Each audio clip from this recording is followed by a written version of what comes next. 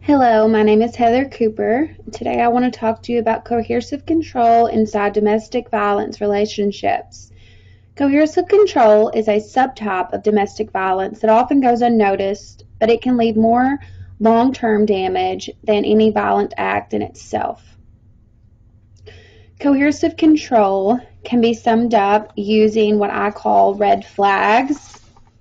These red flags include jealousy, possessiveness, isolation from friends and family, extreme finance control, verbal put-downs, prevention from work and school. Many times these victims are brainwashed into thinking that this is normal and this is okay and this is what they're supposed to do, so they stay for years and years with their abusers. They also may be harassed by stalking or phone calls or calls to Child Protective Services when they are in fact not the violent offenders their abusers are. I used the theory called FIRO, which stands for Fundamental Interpersonal Relational Orientation Theory. It's by William Schutz. And this theory says that all humans need inclusion, control, and affection. Obviously, if these women are in these bad situations with their children, they don't feel inclusion because they aren't around friends and family. They can't feel included in anything other than with their abuser. They don't have control over their lives.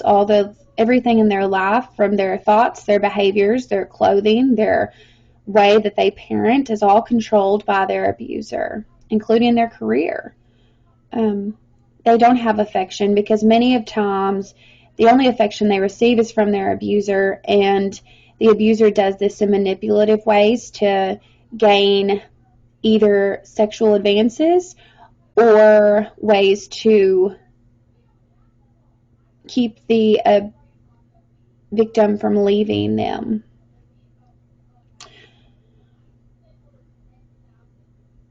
The method that the court systems use at the moment is the violence model, and this says that these abusers can get a misdemeanor for these things, and past court cases are not brought up if they have done violent acts or harassment acts in the past. With a new model called the coercive control model, past court cases can be brought up. And the United Kingdom has actually already started doing this.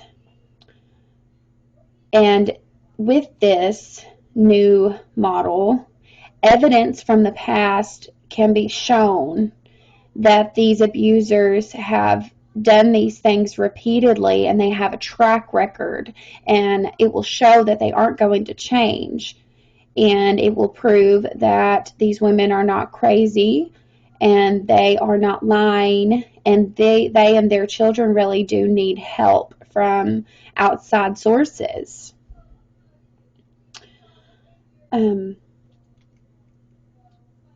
The key findings that I found are that coercive control is a very big issue today.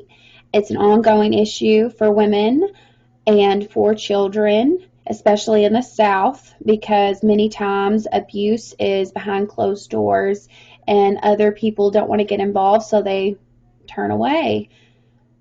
But something needs to be done, and I hope that further research is made on this topic so that women and children in these situations can get help and can have a brighter future.